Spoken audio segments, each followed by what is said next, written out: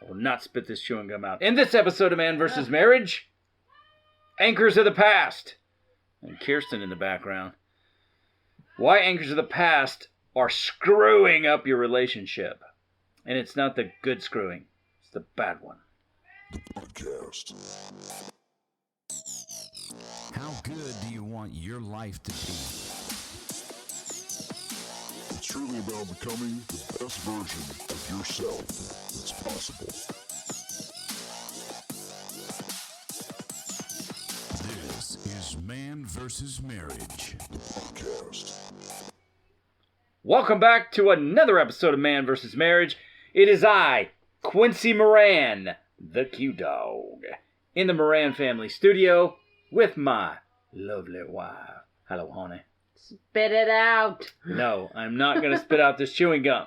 Now listen, I have chewing gum It's in my mouth. disgusting. Look, I've recently restarted the bad habit of chewing gum. I got out of the bad habit of chewing gum because the fake sugar in it. Fake sugar sucks. It's bad for you. But look, it's not the gum no, that's look. the problem. It's the noise that you I know. make when you chew it. That's why I'm dipping the gum in my Blech. lip like a chew. I'm not actually chewing it, but old bad habits might take over. So I might chew it from time to time. Do not forsake this podcast because I'm chewing gum. Don't forsake the podcast because Kirsten's in the background obsessively calling Gracie's name. Ashley, I'm sorry. I'm really, really sorry. Look, I'm on a good streak here. I have not chewed this gum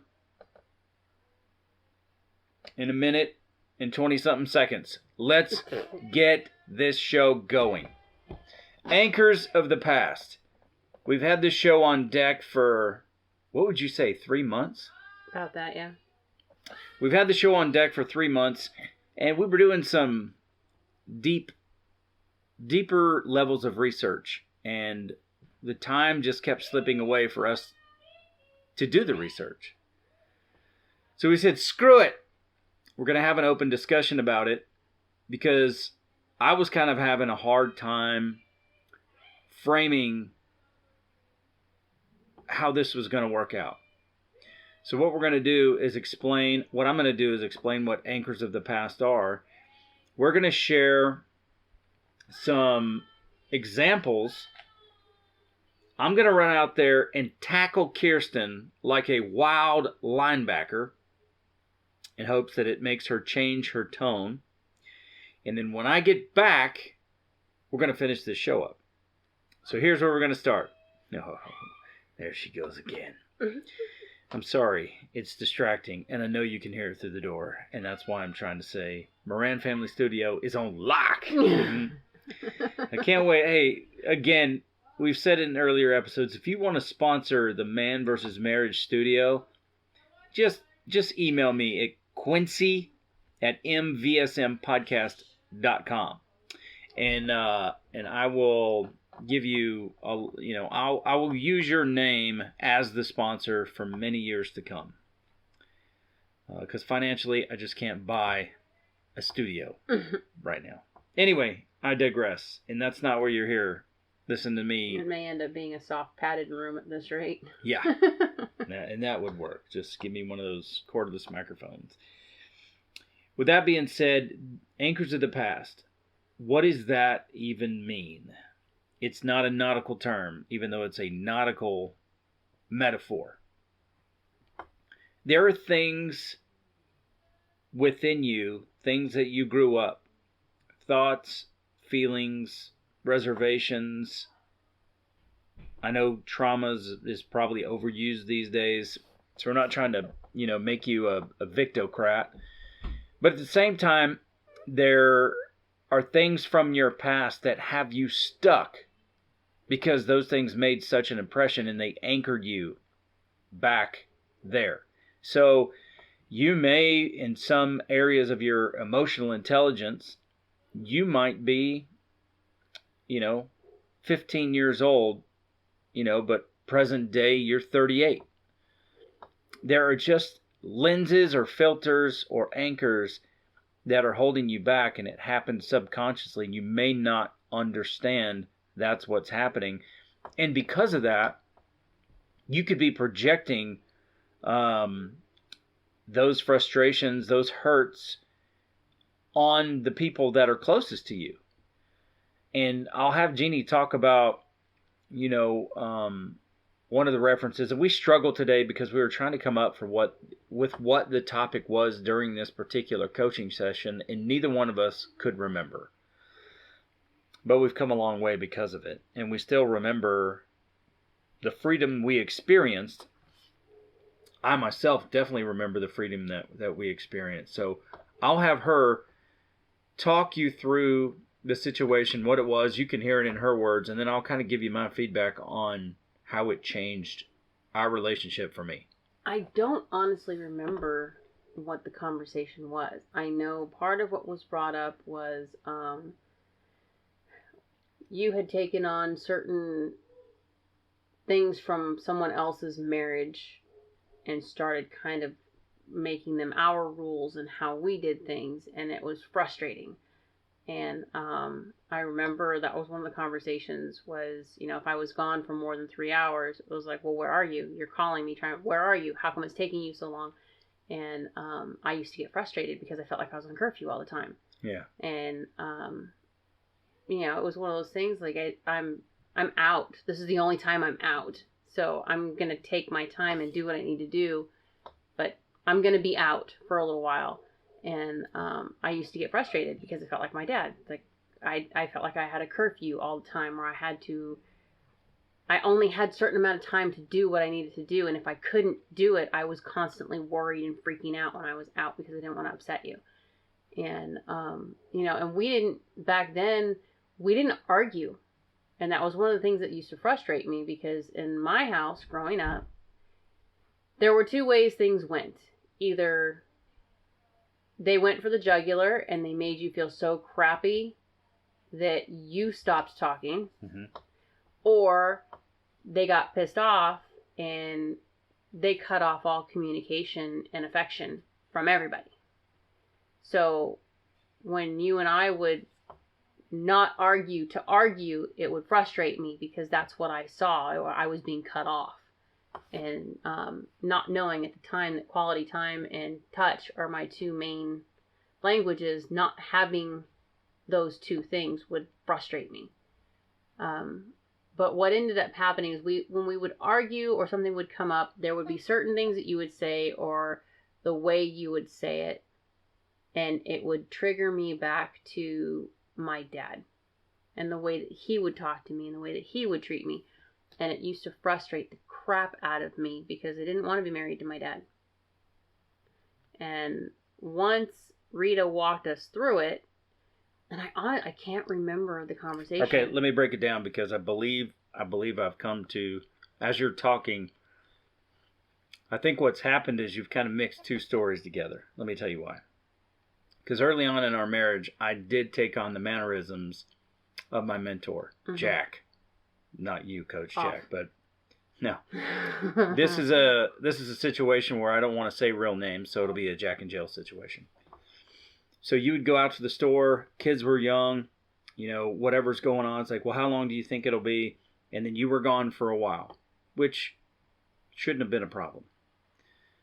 And I would end up calling the store. Hey, because we didn't have cell phones. It's like, please call the, Jeannie Moran to the whatever. Anyway, and I remember this distinctly.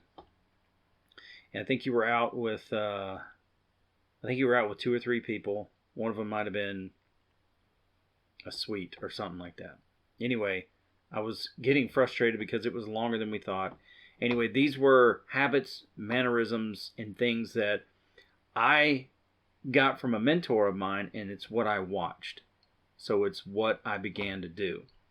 And I didn't realize how stupid I was being, how petty I was being, and that I could have communicated it differently. But this is early on in our marriage. So I'm, just chewing you out on the phone. And you're there, which I'm sure is embarrassing because, you're a grown woman.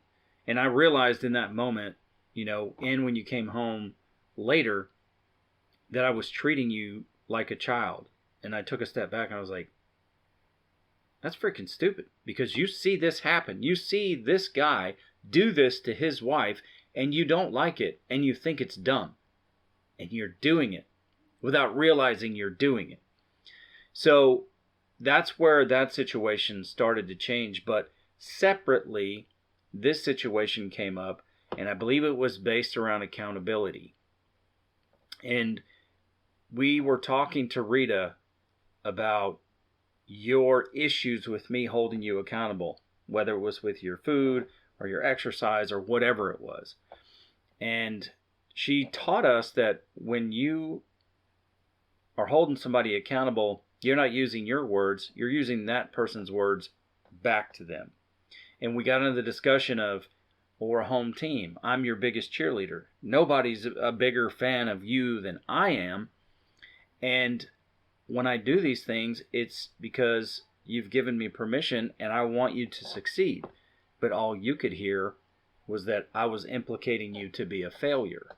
And that's where it came down in that discussion, in that session, that my accountability or whatever it was, you didn't really hear my voice as the person who was for you. All you could hear was your dad, because things happen with your dad, whether it was your desire to sing or whatever it was. Life in general. That was clear, that was consistently cutting you down. My dad's way of encouraging was to tell you couldn't do something so that you would hopefully get pissed off and prove him wrong. Didn't always work out. Well, that just might have been what happened in his life growing up. Anyway, best I can recall as you're telling me and things are unfolding, the issue with me mimicking jack off, whoever you're saying, was a separate issue because I was just being stupid. I had stupid habits that I didn't even like that someone else was doing, and I found myself doing it. This anchor dealing with the voice of your dad was around accountability, and that's how it worked out. Now, this is the best I can remember. Those were two separate issues. I was being stupid and copying stupid habits from something that, from someone that I admired greatly, but I didn't like that part because I had seen him do that too. And I was like, how dumb, your wife's a freaking grown woman. And here I am doing the same thing. And when I realized it, was like, you're a freaking idiot. Because I remember at one point I called you young lady. And it's like, you're a freaking dad, you moron. That was like a aha moment for me. I was like, what in the hell just happened? Who have I become? And that's what changed that situation. Head from sphincter, then talk. Take your head out of your arse and stop being an idiot, you freaking fool. Anyway, those were two separate situations, and they were kind of being blended together. I'm pretty certain it was around accountability because I was getting healthy, and you were working on getting healthy, and you were supposed to not have the ice cream or the Reese's cups, and I was talking about it, and you get pissed at me for that. Which is kind of a natural born response when you're asking people to hold you accountable. But you couldn't see it as your husband, the coach, the one who, not that you wanted me as a coach, but the one who is a big cheerleader for you and is rooting for your success. You saw it as something different from the voice of, your dad, God love him, that was a negative voice. This is what I remember. You tell me if I'm right or I'm wrong. No, you're right. There were a few different things where, I don't know, there were a lot of different things where we noticed, not even just conversations, but like the way I would behave changed when stuff like that came up. I mean, even to the point of if I knew my dad was coming over. Yeah. I had to make sure the house was perfect, or at least his room was perfect. And then I had to make sure that the kids stayed quiet enough that when he watched TV, he wasn't going to bitch about it. Or, we didn't frazzle him or upset him because I didn't want the backlash from it. And I'm a grown-ass woman in my own house. Right. But those things were so ingrained in me. Just don't upset the bear. Just don't poke the bear. And then we'll all have a peaceful evening. We'll have a good visit. Don't poke the bear. And I don't know. Those things just it didn't make sense until later that those things were what I was responding to. It wasn't just the way you talked to me or things that were going on between us. It was just things that I had learned, and they became ingrained patterns in me because I was protecting myself. I learned how to protect myself from things. And you didn't realize you didn't need to protect yourself from me. No. I protected myself from everybody. Yeah. From everybody. Yeah. I mean, even Rita in the beginning, it was like, I'll give you this much and we'll see what you do with it. But I can't give you too much because I don't know what you'll do with it. And I am really tender under the surface if you can get to it. But it takes a lot to get to it. Yeah, that's just one of the things that aside from your obscene beauty when I first met you, I could tell that you were trying to be a tough chick, but there was a very soft, good-hearted person in there. I always told you that since I met you. That I know. saw right through your it. famous line is always to tell me, I see you. Like, okay. I did. I know. So with that being said, I don't. My childhood was not perfect. Yours wasn't perfect, and we're not even setting out to. I'm not setting out to implicate anybody's parents. I'm just telling you. Anybody. It's not necessarily just your parents. There were certain things that we picked up on from everywhere. Your mentor or people that we hung out with. We were trying to take on what other people were showing us because that's all we knew what a marriage was. It's what we admired in a marriage. I come from a divorced home. So, part of my anchor that we had to figure out was, if there was an argument to be had, there were a lot of things that I would just argue because I love to debate. But when it came to you being upset and us arguing, me being concerned that if there's too much arguing, somebody's leaving, so I'll just stay quiet and I don't have to worry about it. And I know you would get upset at me about that. Mm-hmm. Why aren't you talking? Doesn't matter. I'd rather not fight about it. And I did watch that, with my papa and granny. I saw that, she'd howl, and he would just kind of bow out of it. Somehow it worked for them.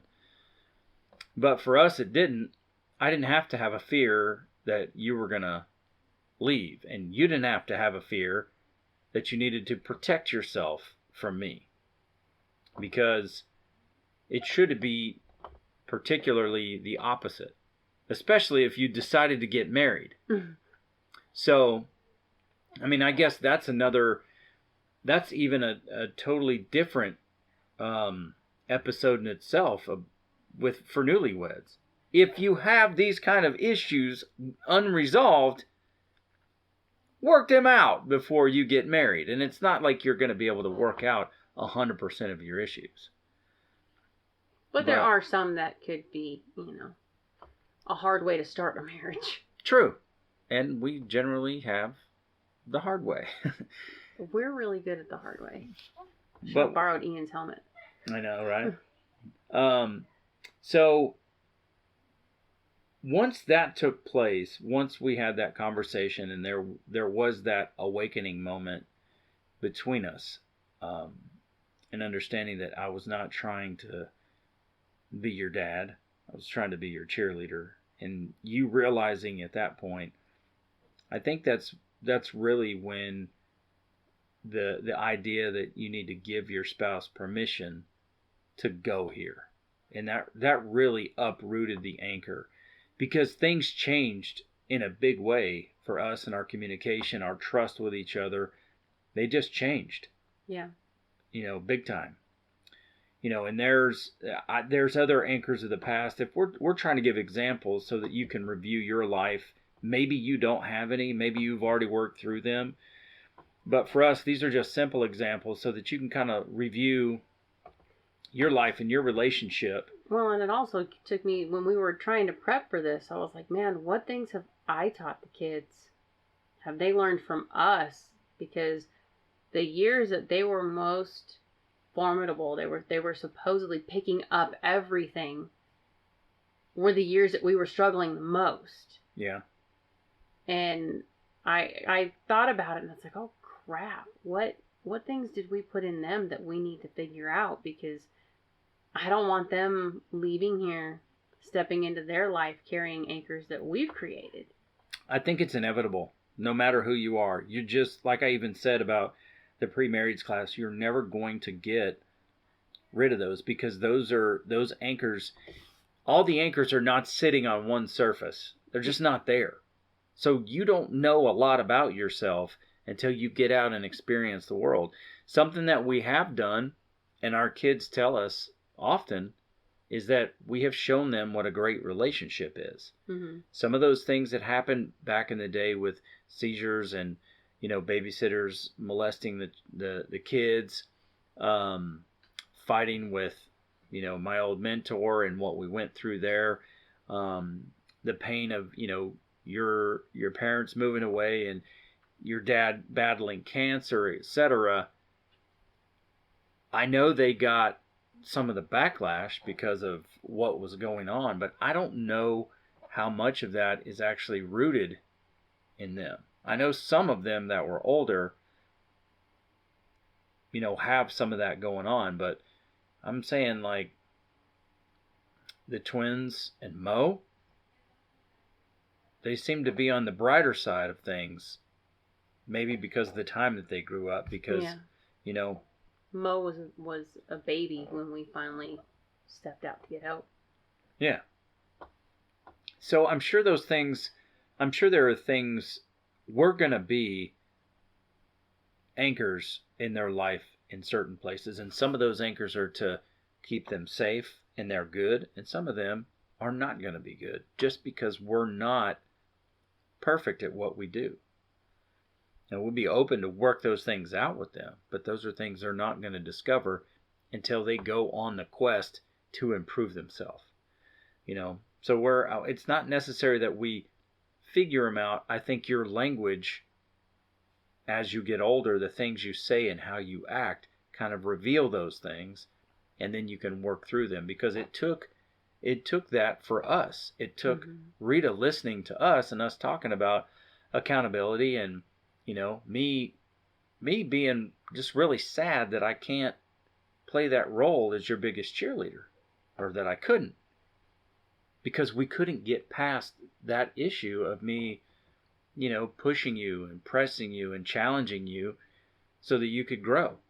I wouldn't say we're in that place now. I think we're a lot better than we've ever been, because just for the story that you're writing as one area, even the conversation we had last night about one of the kids and me pushing back on you and challenging you based on what is going on with the other kids. I'm not trying to say too much about it, but just saying that we have a greater level of trust with each other right now than we had back during that time when we were going through these anchors.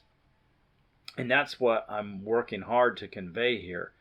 One of the simple anchors is when we would go to the movies. I grew up, and a lot of my time in Alabama, I lived with a single mom, then I lived with a single dad, and we really didn't get to go to the movies. We really didn't.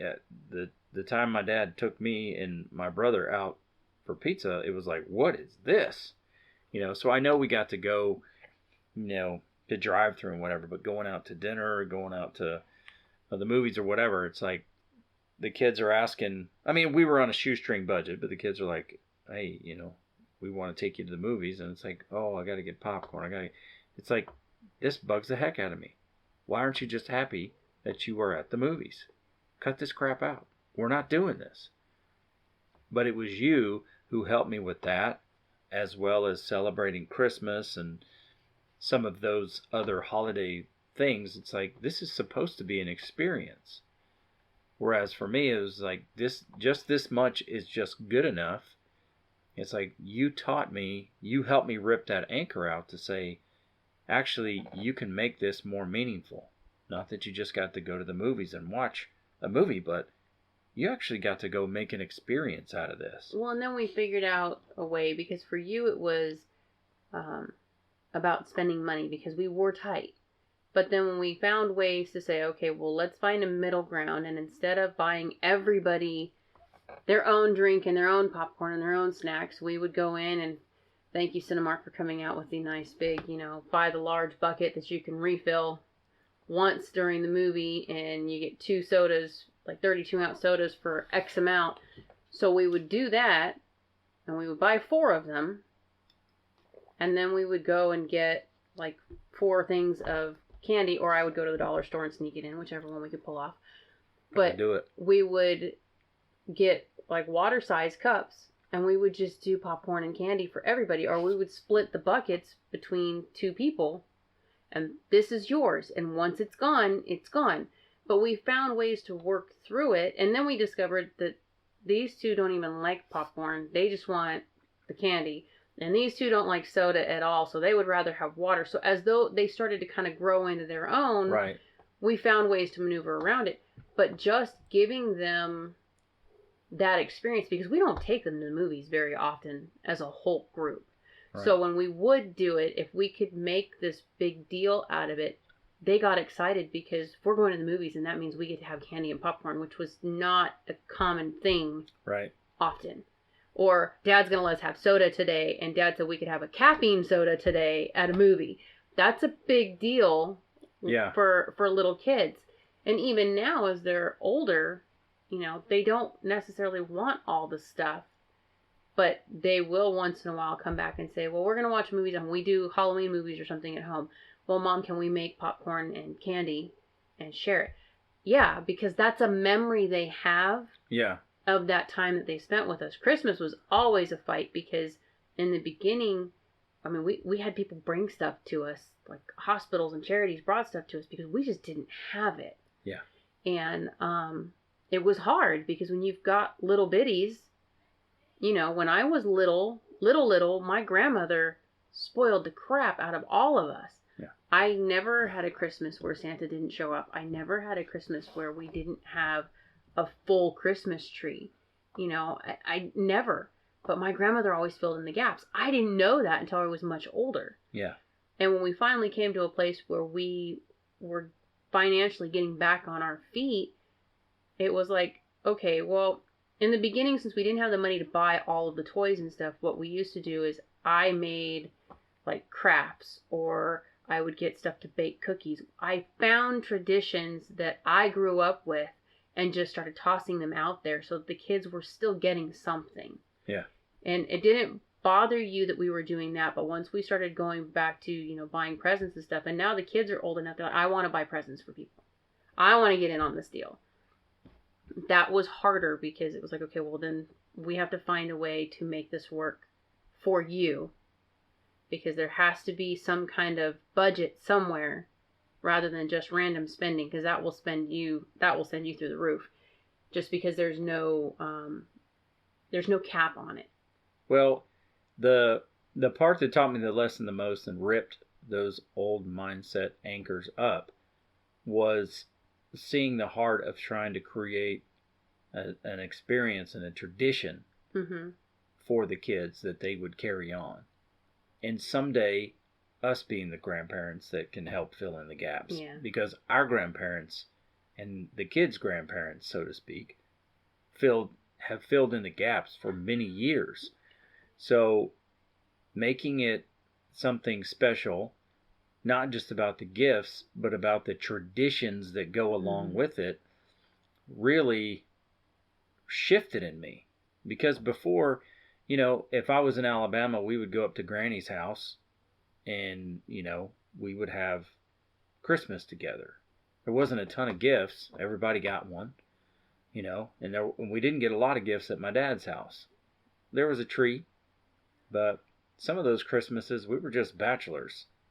Mm-hmm. So there wasn't much going on there, and my dad did what he could. It was different out in California. Out here with my mom, it was more of an experience, you know. So I was kind of rooted in the lack mindset and worried about the money. But I didn't have my point of view wasn't right. It was not necessarily based in the gifts, but based in the traditions that you were creating, and that opened me up. Watching White Christmas, I was like, oh geez, this again. But now I like it. I still hate Halloween and all those movies. Yeah, but still, being able to, because we didn't dress the kids up for a really long time. We did it when they were earlier. We did.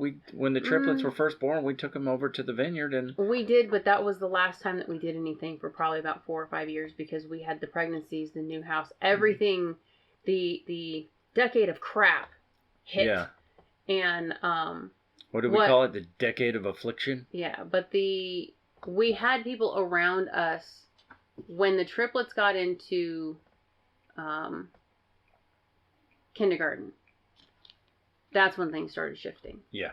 Because we had people who came into our life and, you know, they had multiples too. They understood what we were going through. They were there for a lot of the surgeries with Hunter and the struggles that we were going through. They just stepped in and took over. What an amazing group of people. I don't want to say they took over, but like they just stepped in and all of a sudden became honorary aunts and uncles and grandparents. And for Halloween, it was, we have this hayride, and we know everybody involved in it. Everybody's vetted. They all make these traditional treats or snacks or whatever. You know, we put the hay bales on the trailer behind the truck. Grandpa drives this one.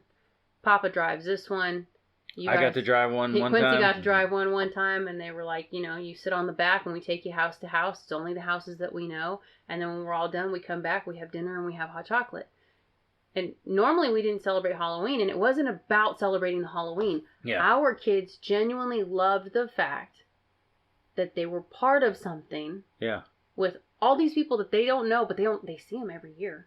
At the same time for this one big thing. It's usually in the dark. Yeah, it's in the dark. But I mean, even Kirsten could do it, and she got to where she could talk more. She could ask for what she wanted. She wanted to ride in the truck with Dad most of the time. For the year that he drove, she'd rather sit in the front than ride on the hay bale. But it was an experience for them that they, to this day, still talk about. Yeah, and even I think about it, and I'm glad you brought that up. And before we did that, there was an anchor there for me. And that family... Me too. Halloween was bad. Well, aside from that, I don't really give a rip. I just don't like the holiday. But that family changed our life. Yeah, they did. And they had multiples. You know, they had triplets. But they always seemed to support each other. And they supported us. I felt like I would never measure up. On camping trips. Yeah. I just felt like I was never good enough to measure up to all the goodness that they gave us. And primarily it's because I was working a ton, you know. But that family, I got to reach out to them and just tell them thanks again for how accepted and wonderful they made us feel. I mean, and they took us on at a really hard time in our life, especially when there was a ton of medical issues going on, and they just, you know, made us a part of their family. Yeah, they did. I don't know, it's funny to look back on some of this stuff because I didn't think about it until we started getting into this stuff. But like I was constantly telling the kids, no. Can we play soccer? Can we, you know, get this outfit? Can we go to this place? And I was constantly telling them no because that's what I learned. Yeah. We can't afford this. I didn't even know if we could afford it. It was just an automatic no because that's what I got used to. And then when we first took them to play soccer, Ashlyn was a freaking natural. And if we didn't have all the chaos that we had going on, I would have pushed her to keep going. Mm-hmm. You know, Bubba and baseball, it was difficult. There were challenges, but he freaking loves the sport. Yeah. And then, you know, as they got older, now coming into high school and junior high, and can we try volleyball? We finally got to the point where we're like, you know what? I got told no so many times because my parents couldn't get me to and from places because they worked 2 different jobs, had different types of hours. My sister was 5 years older than me, so by the time I got to high school, my sister was already gone. And we didn't have help. We didn't have extras to do things. But with our kids, like this year is probably the hardest on me as far as schedules go. But at the same time, I don't want to tell them no just because it's going to be hard. Right. I don't want to tell them no because it's going to put stress on us. There's a part of me that's going, if they want to try this, let them try it. Because if they can do something with it, that's great. If they can, look at Mo and her memories. She's so pissed about her DQ, but that's the first time she's ever ran that race. She's never seen the course. And honestly, if she had known that they were going to disqualify her at a certain point if she didn't meet that time, I have no doubt in my mind she would have made the time. But she didn't know. It was a learning experience. Now she's 2 days later and she's like, okay, so next year this is what I'm going to do. Yeah. And she's making plans. But had we not given her a chance to try and fail, she wouldn't be making plans to succeed next time around. Well, that's what the next 4 or 5 years are going to be. It's going to be cataclysmic inconvenience for us.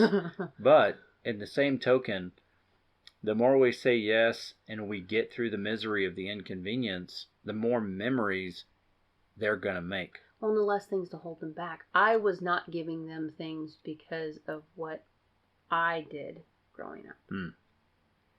I was going out of what I knew rather than just going, go for it. Just go for it. Yeah. I don't even know why that affected me so much in making decisions.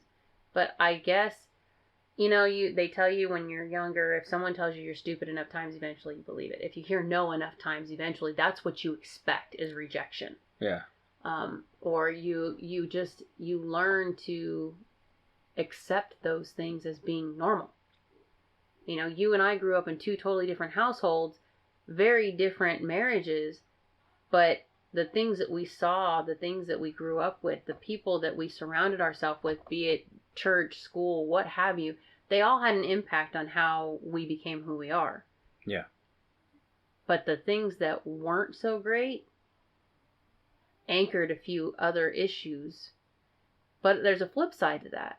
The things that were really great, we grabbed onto those too. Yeah, of course. We just didn't realize the sucky ones can pull down the better ones. Well, that's why I mentioned earlier that some of the anchors are a good thing. Mm-hmm. Because traditions. they keep you grounded. But some of them, sorry about the gum dip. Oh, yeah. That is so Quiet. Gross. That is so gross. It's a piece of chewing gum in my lip.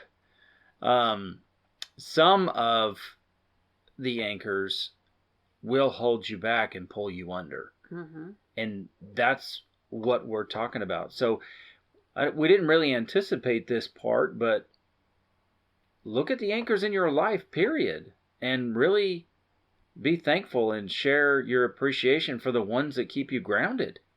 I didn't expect to think about that until we got into this show. And then look at the ones that are holding you back or maybe pulling you underwater. And those are some that you need to cut ties with and create something new. And I'm looking at what we've talked about, and I'm thinking more and more about, one of the anchors we were going to talk about was one that you created for yourself that had to do with our sex life. And because I was brought up in such a strict church religious background, which really didn't even start until I was 13. I mean, I went to church with my mom out here, and I went to church as a little kid out there. But really, my religious journey didn't truly start until I was 13 years old. And at, the WB, COG. Because before that, when they were singing songs about Father Abraham, I'm thinking, why are they singing about Abraham Lincoln in church? That's weird. Okay, different Father Abraham. Sorry. But that, that was the extent of what I understood. It's like, oh, they're singing about Abraham Lincoln. I didn't know he was such a big dad. But anyway, that's when my deep-rooted religious beginning happened. And So by the time we met, it was a 6-year journey. But you know, anything I do, I'm in. You know what I'm saying?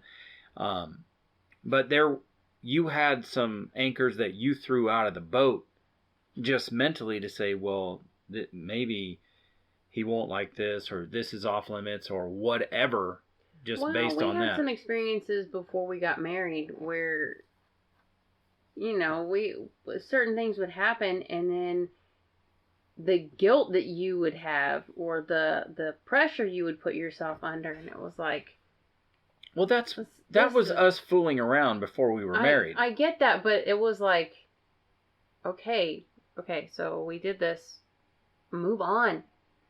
You couldn't, like, it weighed on you. And then when we were married, it was like, I don't know, I had this image of what you were expecting of me, and I just didn't think throwing out kink was going to fit into that image at all. And it scared me, because I've got a kinky side. I like it. This is something that I want to explore. This is something that I think would be good for us. But then we had so many struggles in the beginning too. It was like this. I just didn't know how it would play out.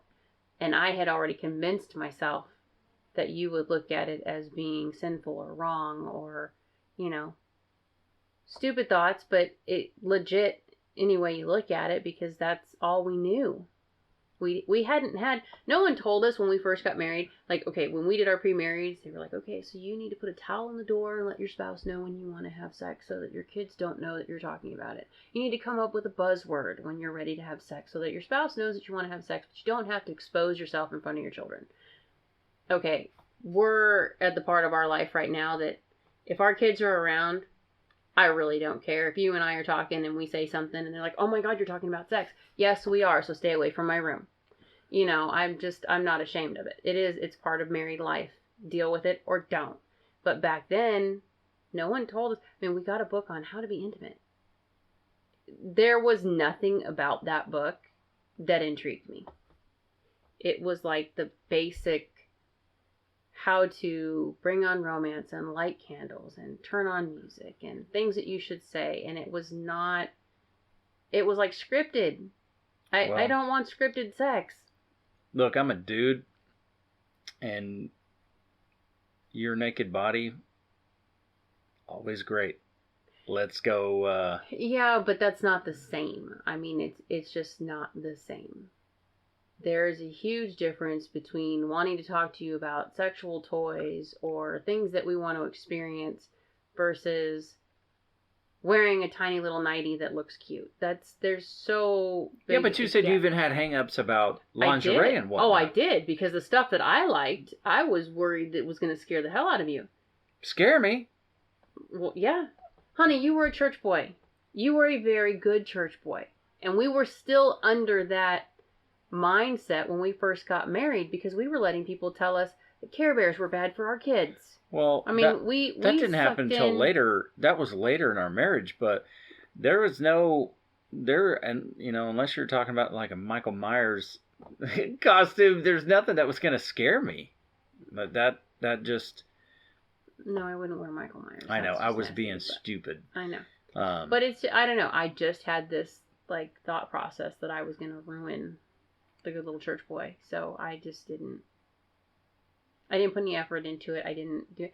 I mean, back then, if I would have read one of these romance novels that I read now, I probably would have worried that our house was going to burn down and lightning was going to strike. But I've gotten over that. Mm-hmm. But I don't know. It was just something that stuck in my head. But I also had that hang up of the service thing. And yeah. Sex being a service, and I'm supposed to just serve you, and I'm not supposed to enjoy this at all, and it's just supposed to be, my side of it is to get pregnant and be a mom. Like, wrong. Just so wrong. Yeah, you've been wrong about a lot of things in your life. You were really wrong about those couple topics. That wasn't me being wrong. That was what I was taught. You were wrong. Admit it. They taught me wrong. That was your take on it. No. Is that still the lesson today? No. No, not from you, You but are- from the people you learned it from. Yes. Okay, well, ours life is different. Let's just say I'm sharing in the wealth with those that ask or need a little push, especially if I know that those who informed me are anywhere in the conversation or the mix.